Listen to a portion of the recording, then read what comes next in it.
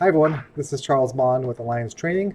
I'm also the owner of Ceramics West Dental Lab, and we're focused on full arch prosthetics and guided surgery.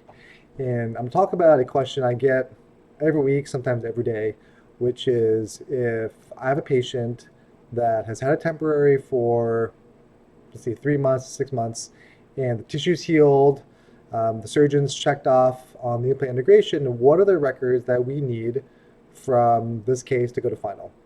And we're going to show the OptiSplint workflow, assuming that we also did the temporary from OptiSplint. So this is a maxillary case, and this is in the scan module from Zirconzon, but really the same type of functionality you can do within exocad. And so this is an upper arch. Here's the temporary. This was done, call it 6 months ago, and the implants are integrated. But first thing you want to do is you want to scan the upper arch. You want to capture as much tissue as possible. So for maxillary cases, you want to make sure you capture the entire palate. That should be fairly straightforward and easy to capture. And if possible, you want to capture as much of the tissue on the facial as well. So that's your first scan. So scan the upper, scan all the tissue, scan the opposing, and then scan the bite. So that would be, let's say in trios, that would be your first case as a scan-only case. And then what you would do is you would remove the temporary and then scan the multi-units. So remove the temporary, torque down all the multi-units, make sure that they are torqued down fully. And what you want to do is put on these multi-unit healing caps. And so these are now radiopaque, which we have another video which shows how to use these healing caps to do the surgical conversion.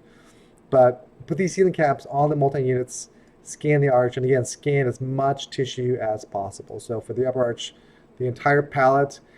It helps if you use something like an Opti to kind of expand the tissue so it's not as loose, especially in the facial, so you can kind of capture into the vestibule area.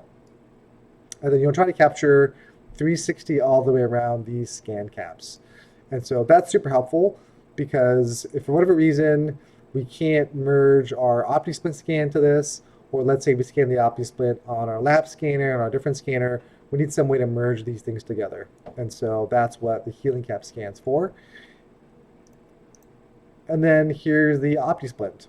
And so if we did a case where we did a surgical conversion, this is that same OptiSplint that we used at surgery. And the keys are, after you torque down the multi-units, screw this on and make sure it's seating nice and passive, because especially in the posterior, if you use 30-degree multi-units, what can happen is that they go in, and if there's not enough profiling done, that multi-unit can kind of hit up against the bone. And so it'll torque down at the time of surgery, but over time that bone remodels, and that bone that was up against that multi-unit kind of goes away, and that multi-unit's not actually down all the way. And so at this point, again, torque them down, put on your existing OptiSplint, make sure you screw them all down and it's passive. If it's not passive, try to figure out which one is not seating passively, cut it, and then re-elute it together in the mouth so that you or your lab can make a new verified cast. If you can't figure out which one it is, either use a new OptiSplint or just cut them all and then re-elute it. And then that is our OptiSplint scan. And so we take all that information, we merge it together. That's our stack of scans. And then we're able to go ahead and design our upper prototype, which is this.